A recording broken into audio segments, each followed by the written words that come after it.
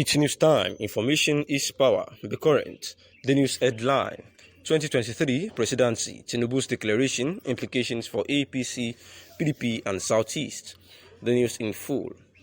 It is possible that even the former Lagos State Governor and leader of Governing All Progressive Congress, APC, Asiwaju Bola Ahmed Tinubu, did not know that a singular visit to President Muhammadu Buhari at the presidential villa last Monday would cause such political earthquake in the country. Hidden in the visit was all various issues that have been ruling Nigeria as it nears another general election year. 2023, the reverberations were felt within the opposition People's Democratic Party (PDP), as well as the APC, especially given the conversation over which between Southwest and Southeast should fly the party's flag in the 2023 presidential poll. It was not just about the message he delivered, but the profile of the messenger combined to cause the ripples in the polity. For a very long time, the subject of Tinubu's presidential aspiration has been dominating political discourse, not only in his party, but also the polity. But by making the disclosure at the presidential villa last Monday, Tinubu let loose the debate on zoning and microzoning within both PDP and APC. The speed with which the Ebonyi State Governor, Chief David Umueze Umahi, followed hot on Tinubu's heel to announce his participation in the presidential contest showed how tense the competition for APC's ticket would be. As chairman of Southeast Governors Forum, Umahi, the declaration raised the tempo of Southeast clamor for repeat of the 1999 opportunity to field two presidential contenders in the two major parties then.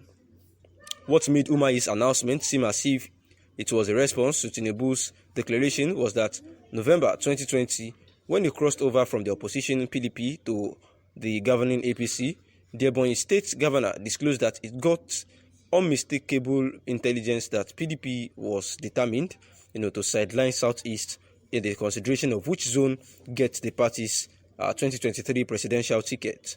Yet, within the APC, Tinubu was seen as the prime mover of the merger arrangement among various former opposition parties into an amalgamation mega party that ended up defeating PDP in the 2015 presidential poll.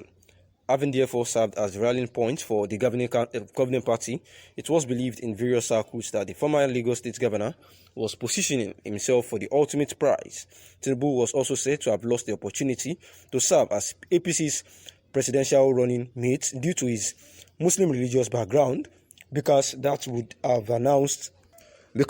could have announced, and amounted to an all-Muslim presidency in a religious sensitive country. Asiwaju Bola Ahmed Tinubu's ambition had been a source of unease within the governing APC, and the former Lagos State Governor was said to have started the process of eliminating possible obstacles to his lifelong ambition early in the life of the merger arrangement that birthed APC.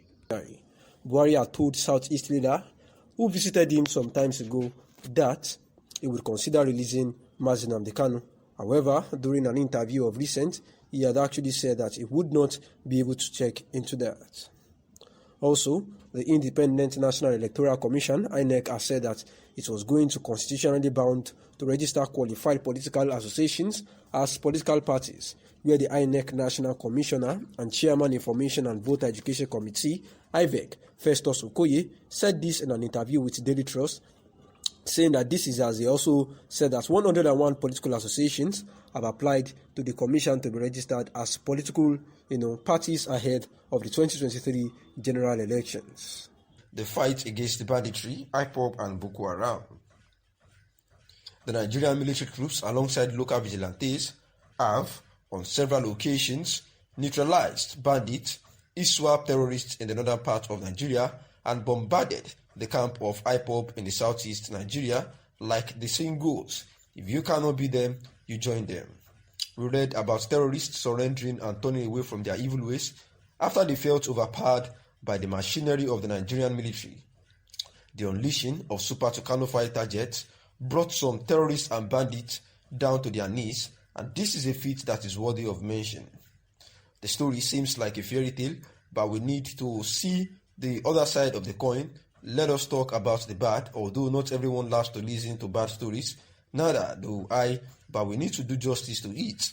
Nigerians won't forget so soon that a certain lady, Leah Sharibu, was abducted alongside other schoolgirls. Leah Sharibu is yet to be free by her abductors because she chose not to denounce her faith.